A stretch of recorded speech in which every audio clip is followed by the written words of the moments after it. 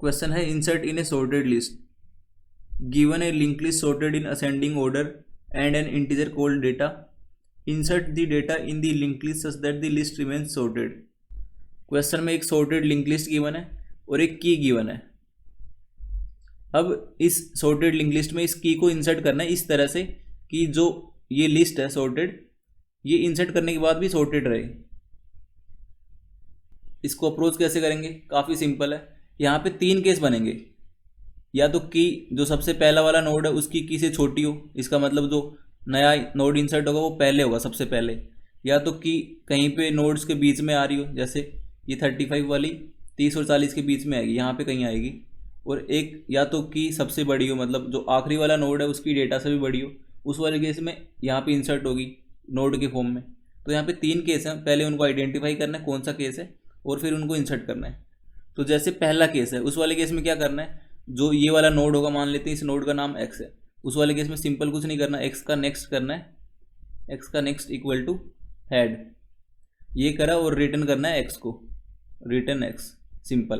Case 2 होगा कि अगर जो की है उसको बीच में इंसर्ट करना हो तो क्या करेंगे, ये नोड अपने पास होगा, ये होगा, और इस नोड को मान लेते हैं x है इसका नाम, तो क्या होगा, x का नेक्स्ट करना होगा इस नोड का नेक्स्ट, अगर ये नोड है तो नोड का नेक्स्ट, और नोड का नेक्स्ट करना होगा x को।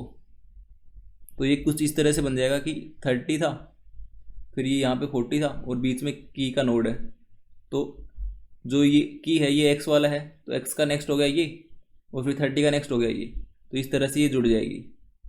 और अगर ये वाला केस है, लास्ट वाला केस नंबर 3, उस वाले केस में कुछ नहीं करना है, जो आखिरी वाला नोड होगा उसका नेक्स्ट करना है इस नोड को। तो इस तरह से इसको अप्रोच करना है, काफ़ी सिंपल है। इसका कोड लिख देता हूँ।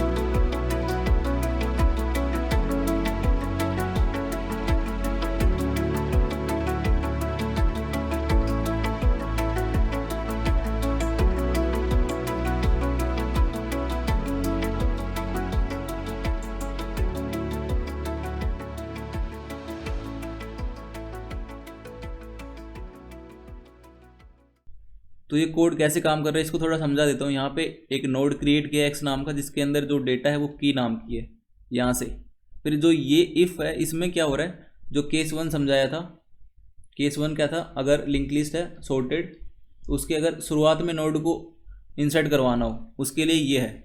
और ये जो वाइल वाला लूप ये है केस नंबर 2 के लिए। इसमें क्या करते थे, अगर ऐसा कोई केस आता है 30 है एक, फिर उसके आगे 40 है और की मान लेते हैं की इक्वल टू 35 है, तो इन दोनों के बीच में इंसर्ट होगा ये वाला नोड, की वाला नोड।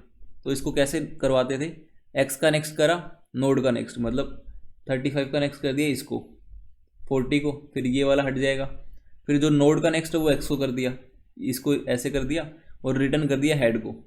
फिर केस नंबर 3 में क्या करते थे, अगर ऐसी कोई लिंक लिस्ट है 30 है उसके बाद 40 है, बस इतना ही है, तो उस वाले केस में अगर की 50 आता है तो इस की का जो भी नोड बनेगा वो 40 के बाद आता है, तो अगर 40 पे नोड है तो 40 का नेक्स्ट जो भी होगा वो ये वाला नोड होगा, एक्स वाला। तो जो ये वाली लाइन है ये है केस नंबर 3 के लिए। और जो ये वाली लाइन है ये तभी वैलिड होगी जब यहाँ पे रिटर्न होगा। क्यों? क्योंकि अगर ऐसी लिंक लिस्ट मान लेते हैं 1 है, 2, 10 और 15, और अगर की मेरा है मान लेते हैं 6 है, तो अगर यहाँ पे रिटर्न हेड नहीं लिखते हैं तो क्या होगा देखना। तो 6 वाले केस में क्या होगा, यहाँ पे 6 आ जाएगा, जो अंदर वाला लूप है वो ये काम कर देगा, 2 के बाद 6 कर दिया और 6 के बाद 10, तो अंदर वाले लूप ने ये तो काम कर दिया। फिर जैसे बाहर आएंगे तो ये वाला फिर से चल जाएगा, ये क्या करेगा 15 के बाद क्या कर देगा 6 को कर देगा, तो गलत हो जाएगा। तो यहाँ पे रिटर्न करवाने का मतलब है कि अगर कहीं पे बीच में नोड इंसर्ट हो रहा है उस वाले केस में तो ये चीज़ एग्जीक्यूट हो जाएगी। अगर बीच में नोड इंसर्ट नहीं हो रहा है उस वाले केस में एंड में ही होगा, क्योंकि वो शुरुआत में भी नहीं हो रहा और बीच में भी नहीं हो रहा, इसका मतलब वो एंड में ही होगा। तो इसलिए ये वाली लाइन वैलिड तभी होगी जब यहाँ पे रिटर्न होगा या फिर यहाँ पे ब्रेक होगा। तो ये है आज का POTD। आई होप समझ आ गया होगा। अगर फिर भी कुछ डाउट रहती है तो आप कमेंट सेक्शन में पूछ सकते हो।